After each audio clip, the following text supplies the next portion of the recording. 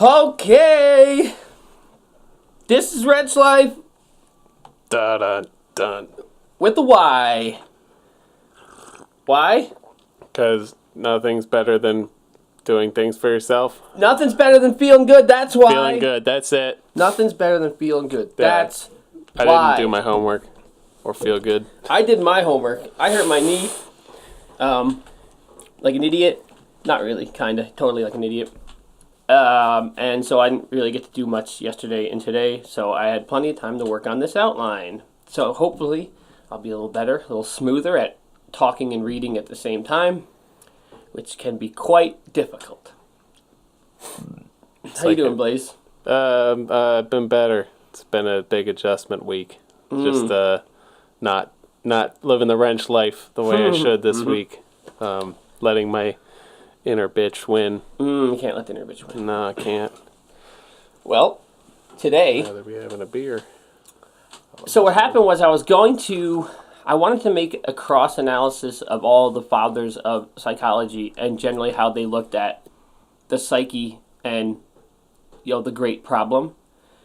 But that was really complicated, and I thought it'd be better off to just, rather than doing one podcast for the intro series, just to jump right into the Mind Over Matter Mom series.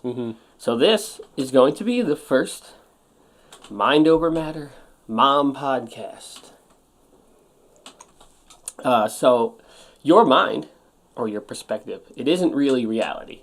It's a tool. It's a filter through which the internal and external world is strained, like pasta. I like that. Getting like more pasta. perspective is like gaining more tools. It's like those videos when a colorblind person puts on the color correcting glasses for the first time, and they're like, wow.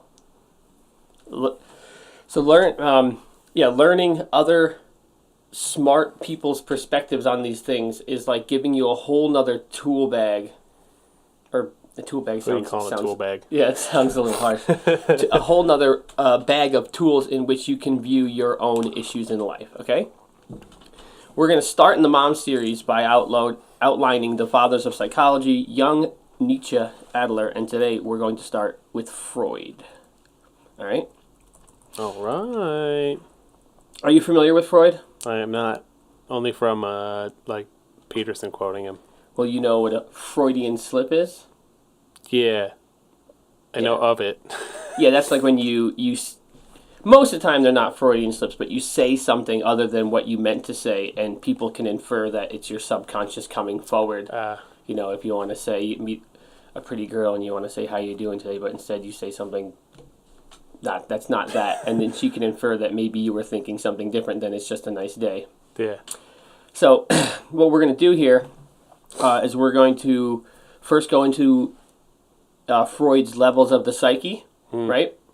Then I made some analogies to them, so maybe it'll make it a little bit easier to understand. They're brief. Then we're going to go into what a self-defense mechanism is, according to Freud. Then we're going to go into the 3 types of anxiety, as defined by Freud.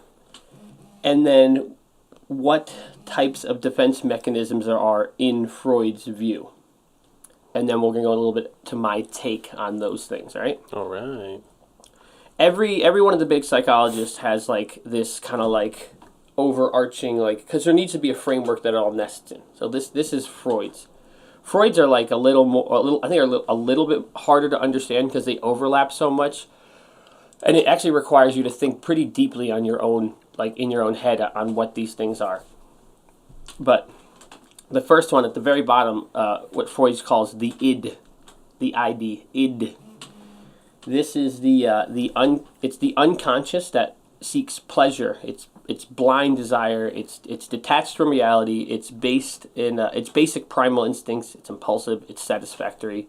It's kind of like the horse to the rider.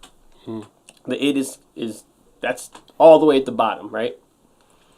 Then you have the ego, which is the self, quote unquote, the self, which is taking in account for the unconscious, and it's mediating a balance between pain and pleasure, between the body and the mind, and those things against reality, right? And then you have the superego. The superego it's the consciousness of your mind. basically. He claims it develops around 5 or 6 years old. And this is the developed filter of real life, and it kind of is the implementation of right and wrong, right?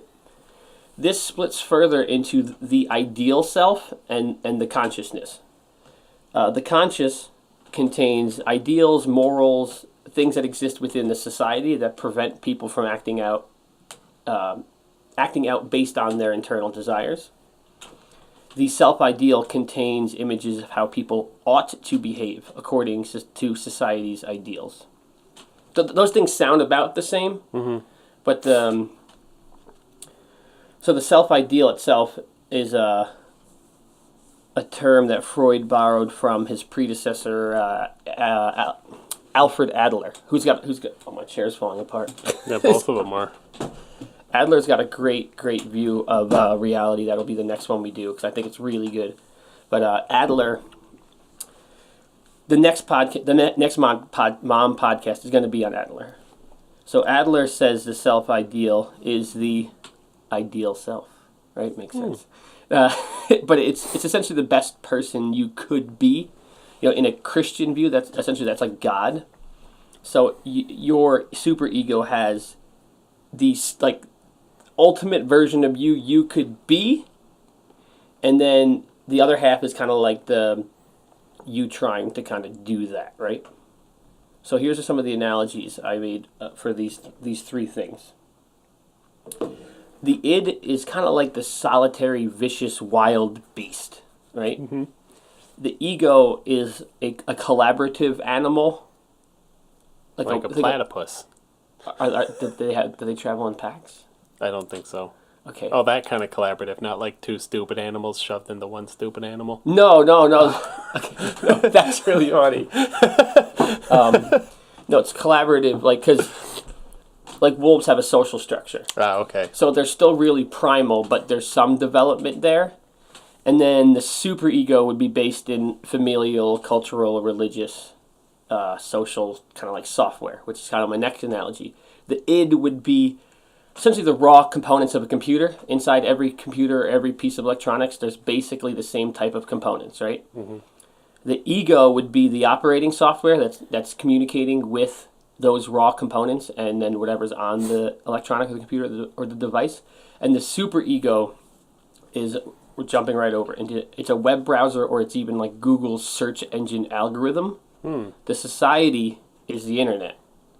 That makes sense. And then the algorithm is like society's, because the society has its own kind of consciousness. That's in Jung psychology. There's a collective unconscious. So everything's kind of got like, everybody's got the same parts, and then your ego is kind of what interprets those parts, or it's like makes those parts work, I guess, right? It's like, yeah, saying, like, part of you is navigating between the id and the ego, part of you is navigating between the ego and the superego. You kind of exist on all these different planes. Yeah. And because like whatever your morals might not match up with whatever society's morals are. And when I say that society is the internet, like society or religion is the internet, it's like the internet is constantly evolving. The algorithm is the specifics within the evolving thing, and then the software that the internet's on is like, it's kind of like that would be like cultural, I guess, because it like things, a lot of it overlap and it all looks really similar, but they're all slightly different. There's some compatibilities or some incompatibilities, right? Mm-hmm. So moving along, where are we at here? Cool. So there's a reason I'm going to define the self mechanism and then go into them later, because it has to kind of piece together a right way. So Freud claimed we have self-defense mechanisms to protect a favorable or preferred view of ourselves. Okay? Mm. So that's not to be confused with the ideal self within the superego. Each part of the id, the ego, and the superego will have a conflict with each other from time to time, right? This is where the self-defense mechanism manifests, and it most commonly manifests as anxiety. Because even though you have a perfect, you have the ideal self in your head, mm-hmm. like the things you're going after aren't in line with that all the time. Yeah, then trying to navigate that is what makes you anxious. Exactly. So then there's the three types of anxiety. They are reality anxiety, neurotic anxiety, and moral anxiety. Okay? Reality anxiety is the most basic, and it is of the ego. It is plain and simple, essentially just getting hurt. Like perceptual reality pain. Like you're standing on a roof or on a bridge and you look down and there's like, there's that. That is deep. That is the fact that you can perceive the world communicating with the id, that knows you can die. It's like that's like reptilian brain stuff. That's just like built real deep into your hardware. And that's why there's animals like, what do they call them? Like the lemmings that will if they get scared, they'll run right off a cliff and die. Oh, really? Yeah, you ever played GoldenEye? They had the lemming reward, no. the lemming award, so you kill yourself essentially. Oh. So that's like an overpowering of the id essentially. The next one is neurotic anxiety. Also, I should say that I'm working on a new page on our website called the glossary. So whenever all these things like neurotic, if I think they need to be outlined, I'm gonna have another page that will just have those definitions of these things for quick reference down the road. So neurotic anxiety comes from the unconscious fear that the basic impulses of the id will take control of one person, leading to an eventual punishment from expressing the id's desires. So that's kind of like the id kind of coming all the way to the surface. Like those are real primal things. Like, probably the easiest one to analogize would be sex. Like, yeah, it's a tough one. But that's probably mostly between still the ego and the id. The superego plays into it a decent amount. Because the last form of anxiety really is at the surface. This is moral anxiety. So that comes entirely from the superego. So this appears in the form of a fear of violating rules or moral codes. It usually appears as guilt or shame. So those are the things that are like, a wild beast animal would just go mate and feel no remorse whatsoever. The superego is like, oh wait, this is now my Me Too story. Yeah. So I think I'm gonna give you the intro to the anxiety stuff, and then we'll take a break for our moments, and then we'll jump back in. So basically, the anxiety occurs. I think this is really big to really outline, and this is why all these theories are important, because like it'll actually almost pinpoint where an anxiety is. So the anxiety occurs, and then you attempt to find a rational way of escaping it by using a defense mechanism. These are the ways that the ego develops to help the id and the superego. So it's like something happens and you just get into this pattern of avoiding whatever's going to happen, essentially. Defense mechanisms often appear unconscious and tend to distort or falsify reality. Like we all know people who are really neurotic and just like delusional. They don't live in this world. No. They do all sorts of things and you're like, what the hell? Like after the break when we jump back in, the what the hell are they doing things are the things that the defense mechanisms we're going to talk about. But believe me, we all know someone that don't live in this world, that are just on another planet. For real. Interdimensional elves, man. So basically, the defense mechanisms often appear unconscious and tend to distort or falsify reality. When the distortion of reality occurs, there is a change in perception which allows for a lessening of the anxiety, resulting in a reduction of tension that you experience. So something happens, you have a defense mechanism that distorts reality, and then the problem, which is still there, and is probably bigger now because you're ignoring it, feels worse, and you're like, oh cool, I'm good now, I feel fine. I feel great. It's basically a reduction of tension, and that feels good, and that'll play into like a positive feedback loop. And well, the more that happens, the easier it is for your brain to do that, Yep. right? You're just creating more pathways for it to Freud to avoid. Yeah. So then Freud noted that there's a whole bunch of defense mechanisms, and they're broken down into 3 categories. But I didn't want to go that far into it. because it's a lot.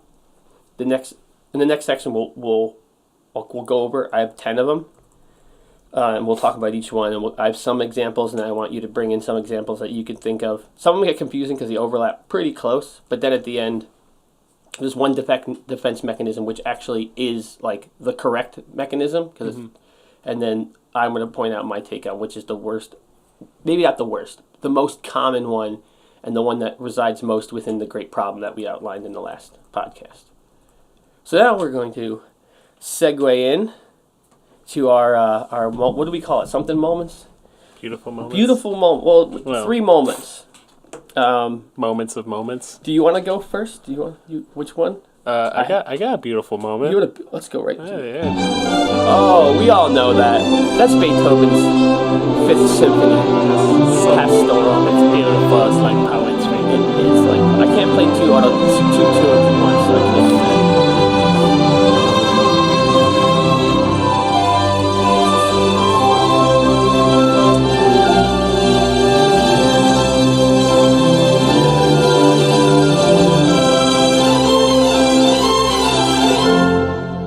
That is just beautiful. Absolutely beautiful. Oh, it's great. Please hit me with your beautiful moment. So push out the jive. Bring in the love.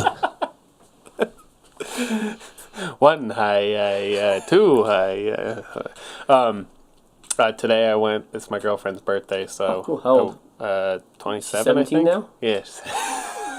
Too much. Shit. Sorry. That's bad. 21. 21. Oh, she's that young? No, she's 27, I think. Oh, 27. Yeah, she's older than me. Oh, were you making a joke and then I was making a joke? I said 27. I think you just misheard me. Oh. Yeah. Whatever. Okay. Semantics. Nice. So I went to the Italian bakery down the way. You ever been to Savoia? I have not. That's good. I don't know. I used to go there with my mom a lot, so I walked in there and I got all these like feels like when I was a little kid, like my mom and I going in there and getting pastries and stuff. So I was all happy. I was all smiley. Nice Italian lady selling me cookies. I bought. You ever seen those stupid fucking frog We gotta watch cupcakes? the swearing. Oh, those stupid fudge and frog. I have no idea. Frogs? Yeah, it's literally like a frog looking cupcake, and they do them for Easter, and they're real silly looking. Why frogs for Easter? I have no idea. Maybe it's not an Easter. Like Jamie, pull that up. Yeah, pull it up. It's literally like it looks like a meme frog. Oh, it does look. It looks like what's the thing from Ghostbusters? Slimer. Oh yeah. Looks like Slimer. Looks just like that. Yeah. So shout out Ecto Cooler. So yeah, I bought one of those because it nice. made me all nostalgic. So it was a good morning. Was it the smells? The smells? And a smell is really tied to memory, and It sometimes is. the smell can really like put you somewhere. That wasn't so much smells. It was just like the space. Mm-hmm. You know, I just remember going there and like looking at the stuff and like being there with my mom. It was nice. That's great. Yeah, it's a good morning. I didn't have any particularly beautiful. Well, I had a lot of like mildly beautiful moments that I reflected on. It's really weird when I hit that button, the Google page reloads. That's weird. Maybe your F key's like a hotkey to something else on Google. Oh, it might be. Yeah. Your F keys are probably working as normal plus the soundboard. Yeah. Well, I'm really happy that we had a couple mild days here and the snow melted, even though I hurt my knee.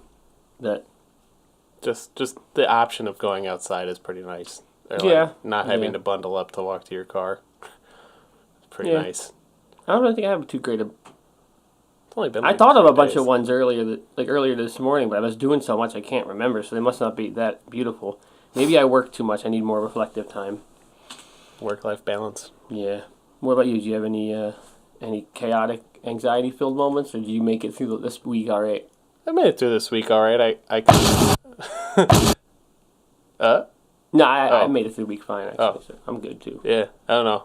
I complained enough at work to make everybody start labeling things. Oh, good, which is one of the most important things. Yeah. So, every day it was like, well, what's this? And where is this one first? I'm like, that's a really good way to figure that out. You put the date on it. Yeah. That's So can avoid 100 conversations every day about that if you just look at it. It's a good point you're saying. It reminded me when we get into these defense mechanisms, like I want people to think about their actions through these mechanisms and realize that they're doing it. And everything you could look at something and be like, oh, am I doing this? And you think through it and you're like, no, I'm not doing that. Something like the one I'm going to get into, the big one at the end is projecting, which is like you project the things you don't like about yourself or the world onto other people. So you could easily be. Some people will be overly anal and like overly labeling because like they feel disorganized, so they're forcing organization. Yeah. In a work environment, it's plausible that that's just better for work. Yeah. So like thinking through those things are really important because like if you're micromanaging.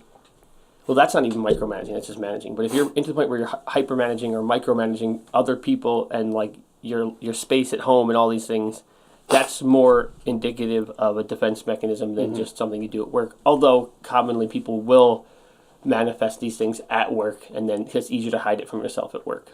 Oh, for sure. Yeah, I mean, there's like two things to elaborate there. Like, in a kitchen, like labeling something is like the easiest, lowest level of being meticulous. And in some kitchens, they'll have you actually, when you write something on a piece of tape, you have to cut it rather than tear it because it's cleaner and nicer. And it's less about the tape looking nice. It's more about taking that attention to detail at the lowest level so that it exacerbates over time over everything else. When you look at a cooler full of quart jars containing something, the more uniformity it is, the easier it is to read what you need to read. Yeah, exactly. And then one of the interesting things about starting a new job is learning all the people around me and watching their habits and their defense mechanisms.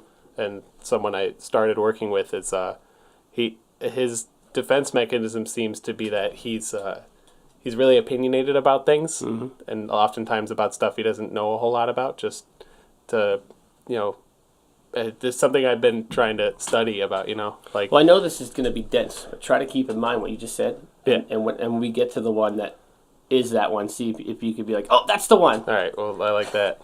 Yeah. What about any angry moments? I don't think I was particularly angry this week. Yeah. Pack your fist! All I hate! Take a swing at the world! It's not really that angry. It's more kind of comical because it falls right in line with my Walmart story. Oh, okay. About the modem, because this was immediately like that whole thing went up until we did the last podcast, and then immediately after that podcast, I had another horrible customer service experience. So it's more just kind of comic relief. I think I'm telling this, but I got this silly gift card my mom sent me for Christmas that I got on February 1st. Thanks, Mom. Eek. Push out the jives, bring in the love. Okay, anyway. My mom got me this wonderful gift card for Christmas, but it was actually like a debit card. It's like an online bank. So in order to get the $100 that was on the gift card, I had to basically fill out all the info you'd fill out to open a bank account. Which is like, I don't want to put my social security number online and all this stuff. But I did it. And then I was looking at it. It's like, it's $8 a month to have this debit card, right? And it's kind of messed up. Like, there is no physical bank, but they've partnered up with some businesses. So you can go to a Walmart or a 7-Eleven or a Family Dollar type store that are participating in this service. And you can load the debit card back up, but with cash only. And you could have direct deposit sent to it, right? So if you were to guess, what is the obvious demographic that debit card is aimed after? Not very wealthy people. Exactly. It's aimed at, yeah, totally, right? So I spent most of the card, and I left a couple bucks on it, and I was like, I just gotta close this card now. I went to close it, but it had been more than 30 days, so they had already charged me the $8 for the next month, which is somewhat reasonable, even though $8 is an unreasonable fee. And I was like, all right. I tried to close it. It wouldn't let me close it. So I called them. I was on hold for an hour. This is actually like last week. I gave up. So I sent them an email. They sent me an email back saying, oh, you can't close it because you have a due balance. But the due balance is only in their surcharge, their monthly fee. So it's not like I overdrafted or anything. So I was like, oh, God, whatever. So I tried to set up to transfer money from my bank account to cover the $3 to close the card, which if I did that, there'd be a $20 charge. So I didn't do that. Then... That's so wacky. Yeah, then I went onto the website, and I was like, all right, I can go to these locations. There's a cool little map. And I was like, oh, the Family Dollar, Dollar Tree right in the corner here. I was like, oh, cool, I'll go over there. So I went over there, and I went to the counter, and the woman that worked the counter wasn't even at the register. She had moseyed on over nice and careful, nice and slow. And I was like, hey, I have this card. It says on the website I can load it here. Yeah. And then she just turns around and starts walking away. Like she goes to ask her manager about it, but she just turned away. And I was like, I'm sitting there like, what? And then the other woman's like, yeah, you can reload it. There's a $10 minimum. And I'm like, whatever. She comes back over to the register and she's typing in the stuff and she's like, oh, it's actually a $20 minimum. And I was like, oh man. And in the 4 seconds I say she just turns to the person behind me online and starts scanning in their stuff. What? And I was like, hello? She's like, what? I was like, I didn't, make a decision. I was like, but I'm not doing $20. And then I was just like, how unreasonable is it that it costs money to transfer money in? There's a minimum of how much I can load into it. It's I'm not going to load $20 onto this card to offset the $3 of the service charge just to close the card. That doesn't make any sense. Oh no! And the woman at the Dollar Tree was not helping my frustration in the situation. No. I was like, whatever. So I just sent them a really angry email, and I was like, this is just unreasonable, and it's clearly borderline entrapment. Yeah.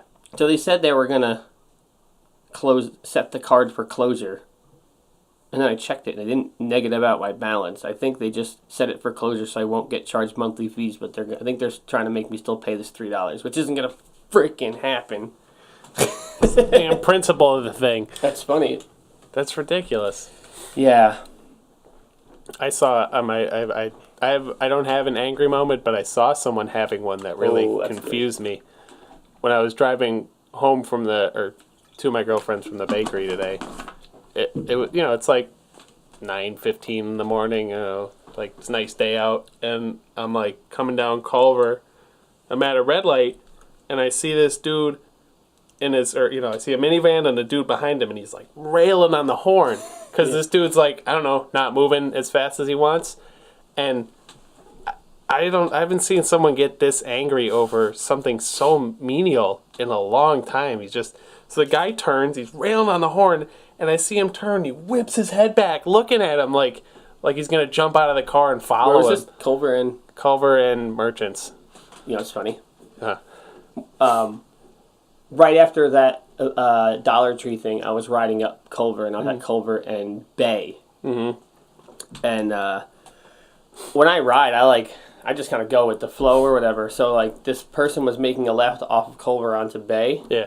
And I was just rolling up, so from his view, it looked like you were gonna stop. Maybe I was gonna ride right into him, but I was coming up and turning with him, and I was just gonna come in behind him, and the guy looks at me and he starts freaking yelling in his car. He puts his arms in the air what are you doing? Yeah. And I'm like, I don't know, man. Why don't you just drive your car? Yeah.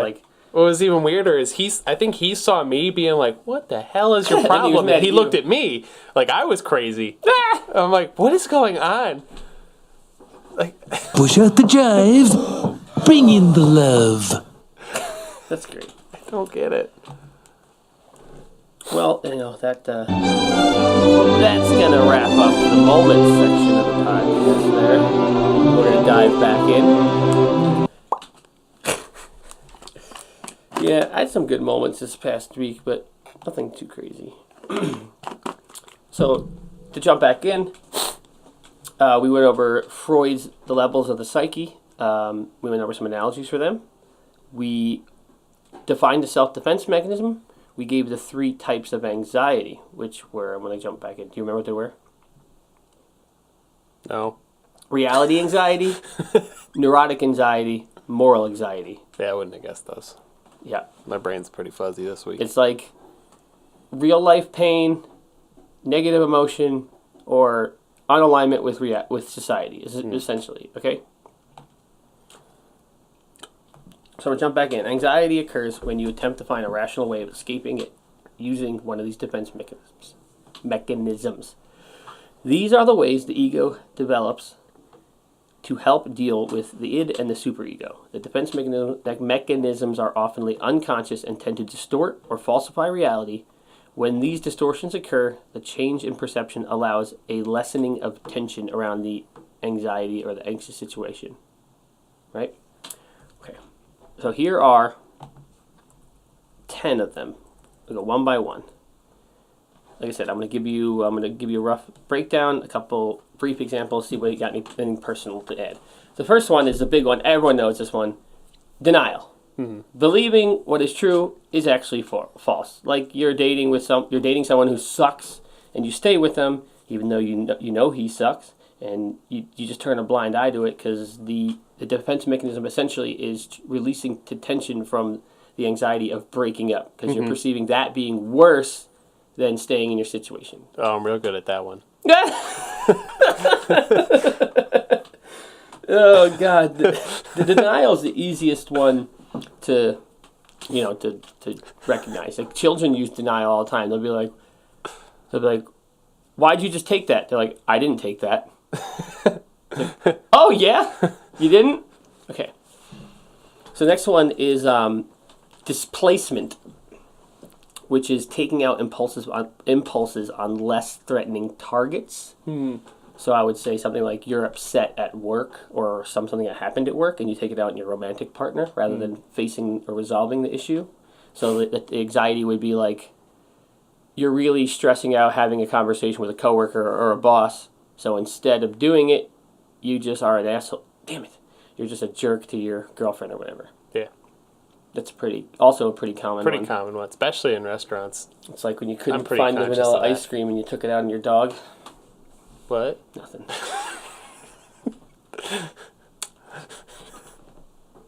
Right? Yeah. Okay.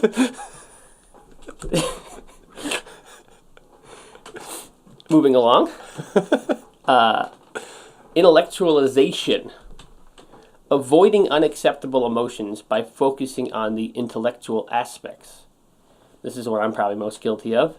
So this would be analyzing aspects of your situation that are as far from the core emotion as possible, right? So this could be, you would think about the fact that she cheated on you, but not about, her willingness to do so, or her willingness to do this because you had fallen short in the past, right? You will look at, he was there with her, and you'll think of the situation, the particulars of how it happened, because the reality of there being something happening there is only a small problem compared to how it got to that point. How you fell short or how your relationship fell apart, right? Yeah, objectively looking at the whole situation. And being someone critical like me, that's the go-to. I spent most of my years thinking I knew what was going on, and I had no freaking clue. Yeah.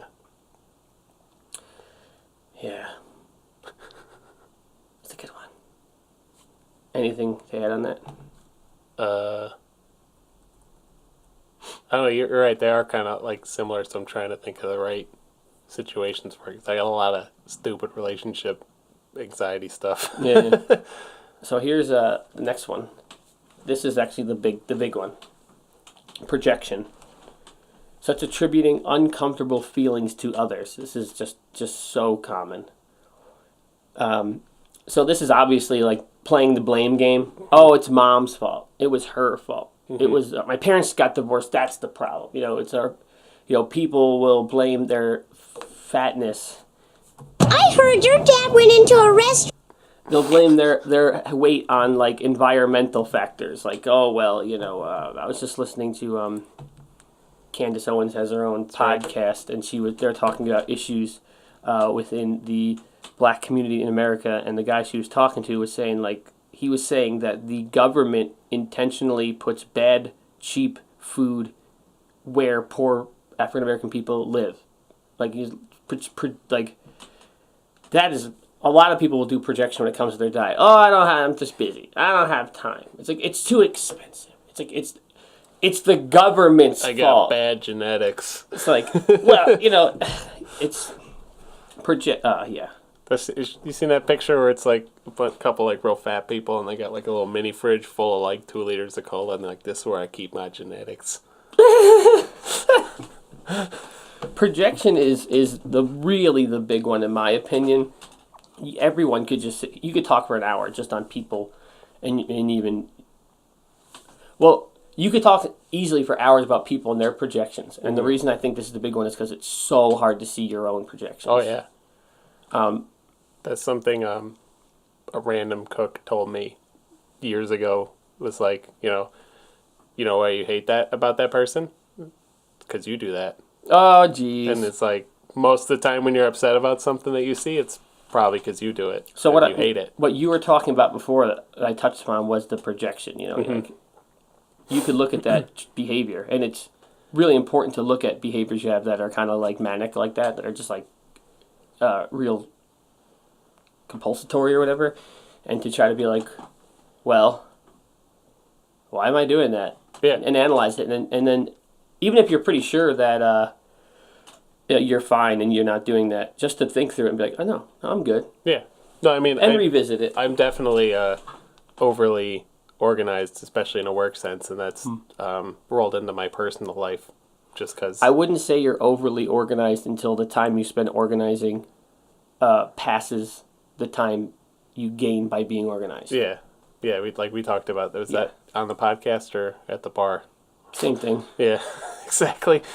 Where it's like, I should do one of these a few beers in to see how it goes. Might be better, might be worse. Yeah, who knows? It's not going to help with the swearing, though. No, not at all. It'd be NSFW or explicit, I guess. NSFW would be different.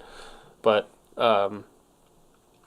yeah, I mean, I could look at my want to organize everything as like a personal thing, but I think in a restaurant sense, in a work sense, it really makes sense because it makes everything easier. You might, you could subconsciously, your work projection might not be projection; it could just be good work ethic.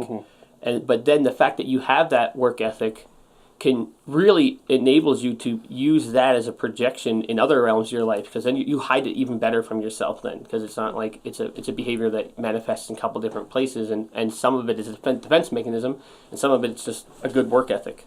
Yeah.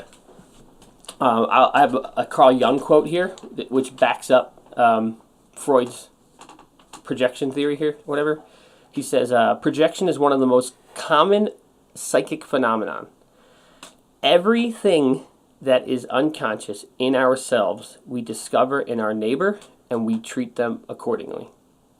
That's in Jung's book, Archaic Man. That's it, man. Like everything, what you said. You know why you don't like that? It's because you do it. Yeah. Exactly. And if you just have that in your head, you can't unhear that. So you think about it every time you're upset. You're like, I hate when they're making that or doing that or saying. I find myself being bothered by how people say things sometimes, and I think, oh man, I probably do that. Like that's probably why I don't like that. Well, totally. I was saying the other day that I was like, how horrible. Sorry, not horrible. How poorly some of the people spoke at the Walmart I went to. The employees, right? And what do I keep saying in this podcast? Oh, I gotta watch this swearing. Oh, I gotta watch this swearing. Like, obviously, like I really value, communicating well. So then I see other people do it, and I don't like it in them. But is that like that's definitely a form of projection? But is that projection as a defense mechanism? Well, then I'm not like it's not. That's not a particularly harsh one, but that's exactly what it is. Yeah. Yeah.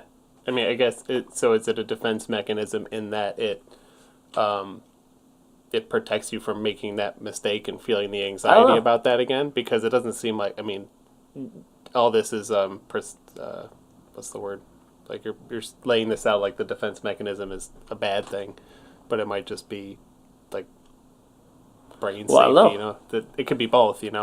when we get into the next podcast with Jung, we'll touch on this a lot more. You know, it's likely that when I was younger, to just use the same example, I spoke exceptionally worse, but I wasn't articulated enough to really understand that I didn't like the way I spoke. You know? We talked to my brother, he told me, he's like, yeah, everything you ever said was a joke. It's like you couldn't have a conversation with you because it was like you'd make a dumb joke or a pun off every other sentence, and it was like you just derailed every conversation. And I was like, really? Yeah. I did that? And I'm like, I remember like making jokes. He's like, yeah, I couldn't talk to you. And now it's like, huh, that's interesting. This like, still happens sometimes. Yeah. I get it. People don't get it, though. I'm like, yeah, just Dave makes puns. I don't know. I make puns. Some people look... Jimmy calendars. Yeah, some people make Jimmy calendars. People look into that stuff too much, I think, sometimes. Everyone takes stuff so personally, you know. Where it's well, you know, if they think a quick-witted thing if they find it to be insulting, that could be them projecting the fact that they're overly sensitive about everything being, you know, offensive or hurtful or whatever. You could easily argue that that's social media.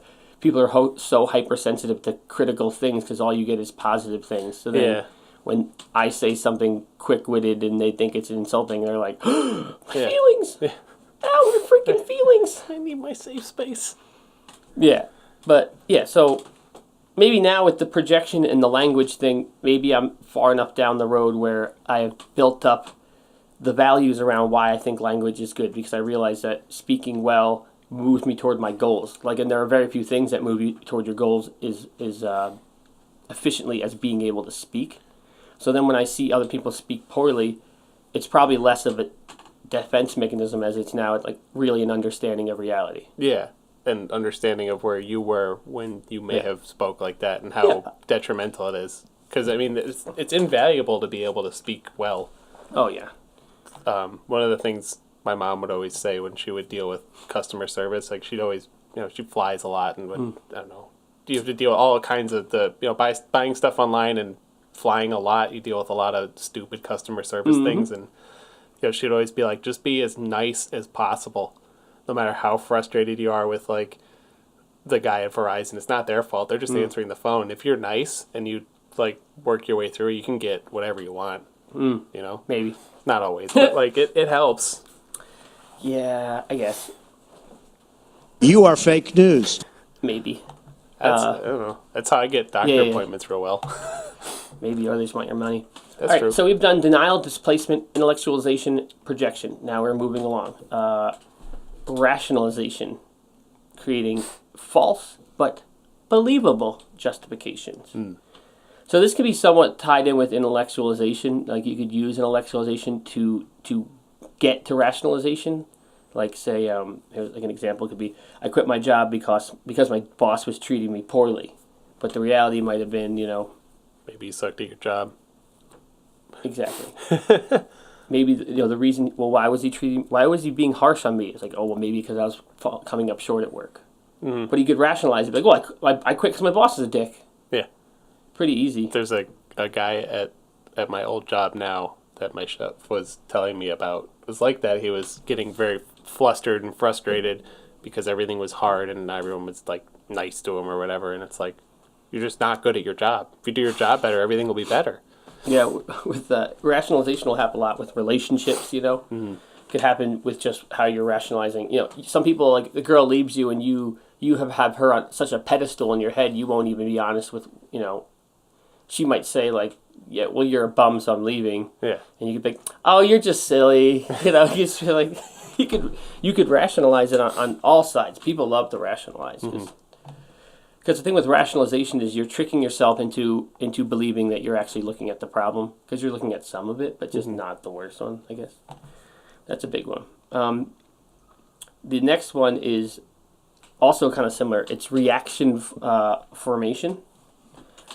So this would be taking the opposite belief because the true belief would cause anxiety.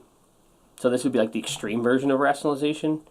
This is kind of like, to me, it's reaction formation. To me, reaction formation is like the all caps burn it to the ground. Like, you're fighting with your girlfriend, you're like, well, let's just break up. You know, he did that. Going for the total opposite, just like, work sucks. I quit! Yeah. Can we talk about your drinking problem, David? I'm breaking up with you! That's never happened. I don't have a drinking problem, I'm fine. Oh, wait, I'm rationalizing. No, I'm reaction formation. I can quit anytime I want. Yeah? Can you? It's, I work with a bunch of people that don't drink anymore. It's interesting. Weird. Yeah. Pretty lame. So one of the really ridiculous forms of reaction formation is, Stockholm Syndrome. Mm-hmm. So that's kind of like that. There's also... I heard a joke about Stockholm Syndrome. I hated it at first, but now I love it. Ah! Oh, God. I'm kidnapping that joke from you. Oh, they're going to love that. So there's a syndrome everyone knows. Little man syndrome? Everyone knows little man. So a little bit of little man syndrome is reaction formation. They often think they're bigger than they are, or they're doing things to make themselves seem like bigger. a corgi. Yeah, They think they're big dogs. Moving along. 7 and 9 are really similar, so it gets a little tight here. It's regression and repression. So with regression, you're going back to a previous stage of development, right?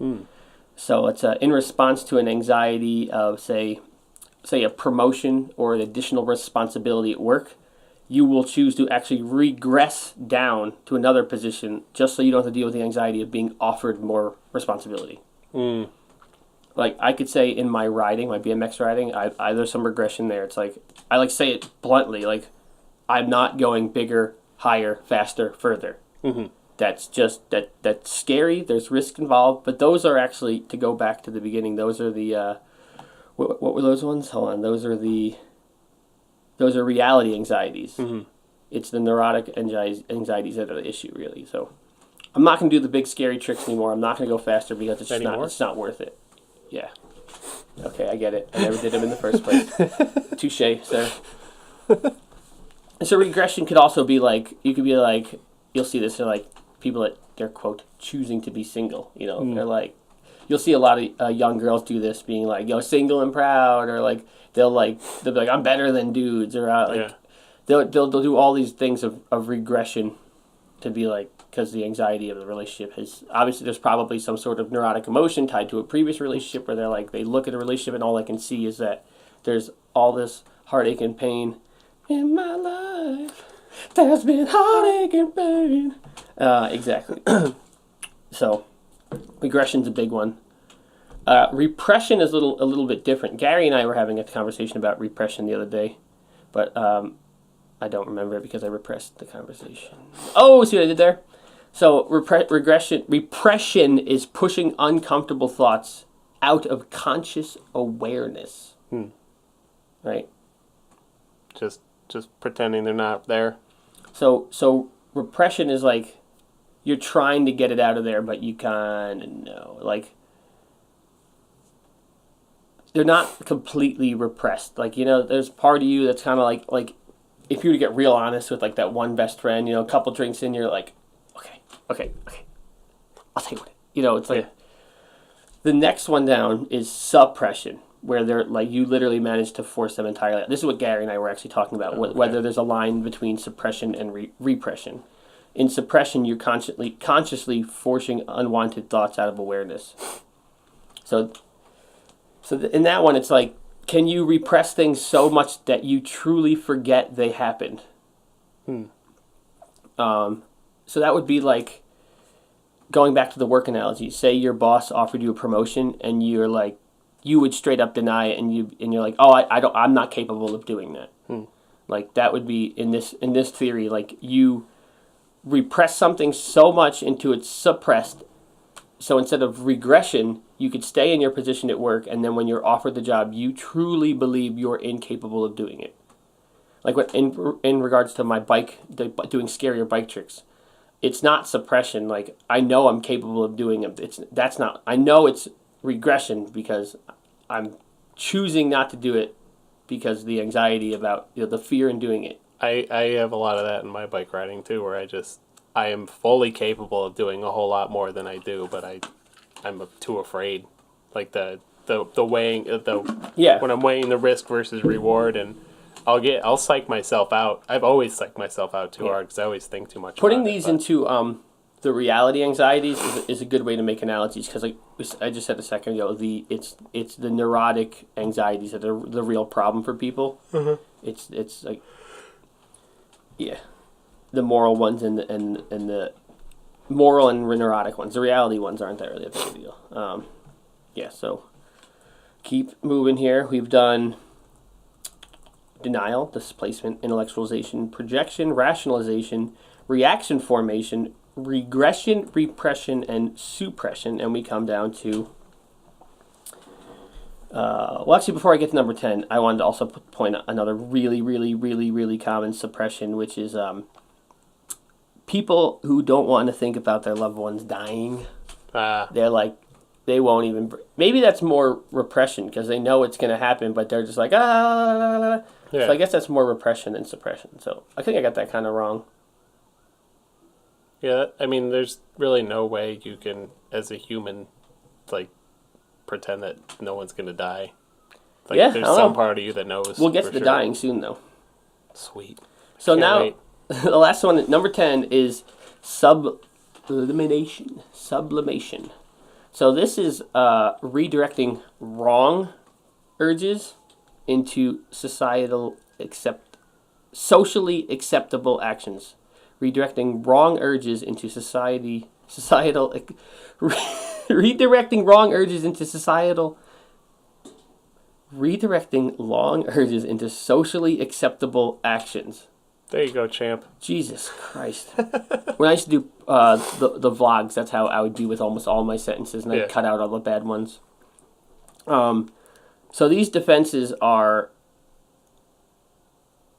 Hold on. I wrote that they're not under our conscious control. That doesn't make sense. I think they are under our control and our unconscious control. And we'll use more than one of them to protect ourselves from a stressful situation. So same thing. That's going to reiterate. I don't know why I wrote that. I was on a lot of coffee then. So this particular defense mechanism is actually like the positive one. So these are natural and they're normal, and these are what help from prevent. This will help prevent neurosis from developing. Like these are the activities that we're going to talk about all the time in wrench life that prevent you from getting into these anxious states and phobias and obsessions or hysterias. These are good activities. They're stress relievers. They're stress managers. You know, it's like working out your anger essentially. Mm-hmm. So it's taking any type of anxiety you have, taking all that neuroticism, which is just a fancy word for negative emotion, and going to the gym, going for a bike ride, going for a run. It's taking a wrong urge, as it says, you know, to act out in anger or whatever, and going out for a run, and then you're under control. You got it. You're fine. Find your center. So sublimation is the one you want. That's the only one that actually takes it and moves you forward on the path, right? Oh, jeez, I gotta pee really bad, but we'll keep working on this. So, using the theory of projection, like so, all right, line drawn. That's my Freud breakdown. That's mostly from Wikipedia, but all the Wikipedia stuff on that page is all cited to other stuff, which I didn't care to break down because whatever. And now we're going to get into my interjection on this whole thing, right? Okay. It's worth noting with the sublimation, one of the factors of the great problem we spoke of is that problem of free time, is that with all of that free time, we should be able to engage in tons of sublimation, but no one does, because the lie of free time is that you could just stare at a TV, right? Mm-hmm. So it's a matter of, you know, what we always say, getting up, just standing up and going out there and doing it. Like that's the first step in this sublimation, and that you can't get to the point where you can get these things out through some sort of, you know, physical activity if you can't meditate, if you can't think through those things and analyze those things and point out those things that are caused, those anxieties. So you'd think backwards.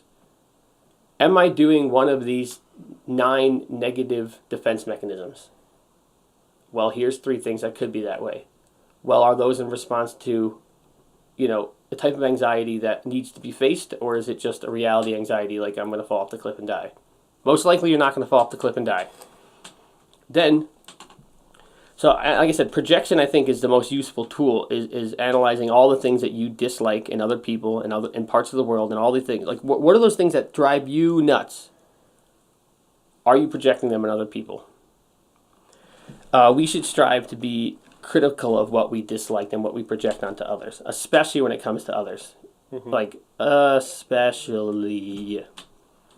I think that's there's a lot of dudes out there that want girls that are like really done up. Like, the dude's got like a beer gut and he hasn't shaved and he probably doesn't wear cologne, maybe doesn't even wear deodorant, but then he's going to be super critical about this. His standards for the women he thinks he deserves to date are like, you gotta have your hair done, you gotta always smell good, you can't have any hair in your armpits, they're just like, here's this list of things, and it's like, and I've looked at this thing for years as a kid, and I was like, why is it acceptable for men to demand so much for women, right? But then why are women willing to do so much and not demand anything else from the guy? Yeah. Like, hey man, here's a Norelco. Stop looking like you're unemployed. Yeah. I'm not saying that to you. No. That's I'm employed now. Oh. Well, I was talking about your shit. I just shaved, so. That's like a big one. Like, what are we projecting on other people, right? All right, so we should be very critical of what we dislike and project onto the others. We should extract that from the physical world and then try to reintegrate it into our minds. So we are something closer to a conscious awareness. And I wrote here on its own line, this is hard. Yeah. It's hardest one of the person to hardest catch is things. yourself. Yeah. It can be damn near impossible if you're actually deep in some sort of neurosis, if you're actually depressed or anxious, like, to really get down to some of those fundamental things. It's not going to happen, and you have to work toward them by little bits and pieces, right? Very little bits and pieces. But you could also, to contrast that, if you're really, really deep into projection, it in fact might be your own neurosis. So that might be your thing. You might be just so critical that you might eat yourself alive. So it's complicated, but I said it's super, super important. It's super hard. All the hardest things are the most important things. Nothing worth having comes easy. Yeah. Period. Geez. So basically, what's happening is, for a lot of people, it's like you're constantly looking for scapegoats to project on, right? Say you're really a big projector, and I think a lot of people are projectors, like, to some degree. Of any of those things, I think the one that plagues, it's probably not the most detrimental of these defense mechanisms. It's probably the most common one, so it's probably the most important to address, right? Mm-hmm. So if you're a big projector, you're constantly going to be looking for a scapegoat to project on. Most likely, it's going to be a loved one. Like, we could all probably relate to this, where we were probably just, taking too much out on our loved ones or neglecting them in some way because you were just up in your own head with your own problems, and then all of a sudden they're like, you realize you don't have a relationship with your cousin, or your girlfriend just gets up and leave, and you know, like, why did you leave? And you didn't even realize what you're doing because, that's what I did most of my teenage years. I just, like, my family was falling apart, so I was just like, all right, cool, I got a bike, I'm out later, peace. And then it was like in my mid-20s being like, wow, I have no connection with any of these people. And then after my dad died, I now have a good relationship with my cousin and my aunt and my uncle, and like we talk and everything. And it was like, I just ignored this entirely for years. I was like, oh, it doesn't matter. The way I rationalized it was like, oh, I got friends and I got my bike, so who needs the family, Forgetting that the family's unconditional, Mm-hmm. Jeez. Yeah.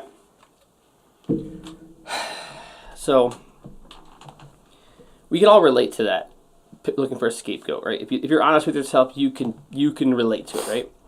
Ultimately, what if you keep projecting? All you're going to do is you're going to push them away, and then what? Is it better? Are you worse? That's the point where you really need to be honest with yourself. You need to look at what Carl Jung, the other psychologist, he calls the shadow, right? Mm-hmm. That is, in Jung's psychology, the shadow is what you're projecting, essentially, right? If you keep looking at what you don't like in other people in other parts of the world and keep looking at yourself, eventually you're going to learn it's easier and safer. Hold on, I made it pretty far into this thing with being concise. I'm getting kind of fried on it. So if you don't face the projections you're having, right? What's going to happen is you're going to learn. You're going to teach yourself that it's always going to be easier, and it's always going to be safer. And I mean safe in regard to your shadow, that internal bad you, right? Mm-hmm.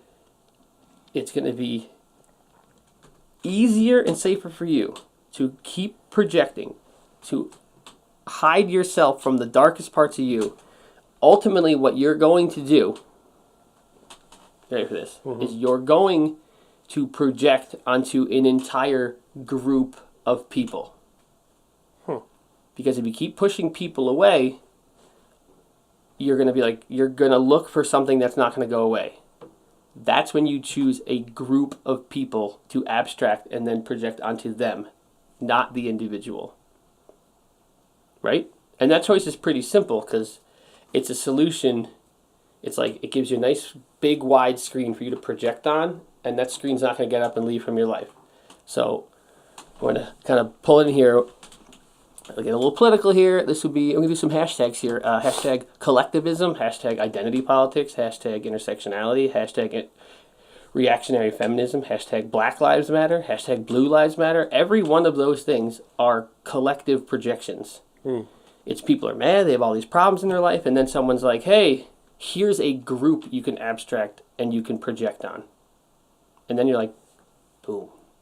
One of Cop out. a lot of these psychologists were like in the late 1800s or early 1900s, all the way, basically like in that era where collectivism killed 100 million people. So like at the core, they were like, man, I'm a psychologist, they're killing a lot of people there. I should probably think about that. So they're all the psychologists, in Nietzsche and Jung and Freud, they're all looking at it and they're saying projection primes you for collective ideologies. And we've already expressed that ideologies are bad. They put you on a path that you just can't deny. So when a group comes along, say it's the Nazi Party, and they say, hey, all your problems, it's that group. Then you're like, oh, okay, the Jews were the problem, right? That's what destroyed Germany. Okay, and then once you're projecting onto a group, when you see a person of the group, you see only the bad sides of that group. You don't have to see that person's actions to project on them. You're like, oh, part of identifiable group that has these bad things, that person is those bad things. Mm-hmm. And we know what happened with the Nazis. So basically what I'm saying is if you aren't honest with yourself, you're going to be a Nazi. Jeez, Dave, kind of harsh. People like to throw around Nazi like it's just bad guy now. Like it's weird. So basically, when we're offered a group to project on and a group to join in that projection, history tells us, what happens. If we don't learn from History Channel, we're doomed to repeat History Channel. Oh my God. I'm also going to touch on a quick one that's a lot of food for thought here. Some people love to blame the majority of war in the history of humanity on religion. I offer projection. It's not the religion, it's the projection within the religion. So, to wrap this one up, we're going to do the Michael Pollan food rule. Mm-hmm. Maybe I'll do the food rule and then I'll wrap it up because I wrote a nice ending. Cool. So we're hour and 4 minutes, right on time. Nailed it. Before I wrap it up, we're going to do this segment I always do, Michael Pollan, Food Rules. It's a great little book if you're trying to get into being not such a piece of garbage. Good save. So rule number 2, Michael Pollan's Food Rules, New York Times bestseller. You remember rule number 1? Eat food. Great rule. Rule number 2 is the great rule, another one. Don't eat anything your great-grandmother wouldn't recognize as food. And I think in there he writes something like, if you don't have a good food conscious grandmother, supplement a nice little Italian one. Yeah. There's a great example. He uses this in all his lectures. Like, give your great-grandmother Go-Gurt. She's like, what the heck is this? And then she opens it and this purple stuff comes out and she's like, You're gonna eat that? can I clean the bathtub with this? Probably. I don't know. That's a great rule. The thing is, it's a great rule because most stuff that's, if you can't recognize it as food, it's probably made of a bunch of things that are not food, according to the first rule. So, it's a great book. Michael Pollan. His books are great. All right, wrapping it up. So, yeah, this is my good ending here. So, yeah, sorry. We must be honest with ourselves. We must be honest with ourselves in order to be honest with other people.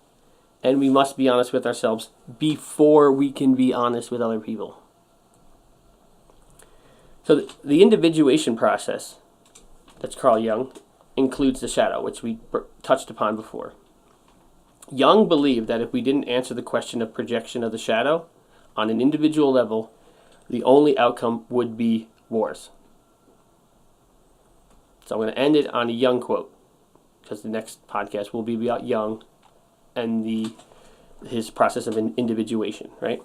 This quote is from Visions, Notes of Seminars between 1930 and 1934. I'm really trying to get to this smooth. Modern people are ignorant to what they really are. We have simply forgotten what a human really is. So we have men like Nietzsche, Freud, and Adler, who tell us what we are quite mercilessly. We have to discover our shadow, otherwise we are given into a world war. Fuck. Damn it. Damn it. We have to discover our shadow, otherwise we are driven into a world war. Oh my god, I put so much stress on this. I'm starting it over. Modern people are ignorant to what they really are. We have simply forgotten what a human being really is. So we have men like Nietzsche, Freud, and Adler who tell us what we are quite mercilessly. We have to discover our shadow. Otherwise, we are driven into world war in order to see what beasts we really are.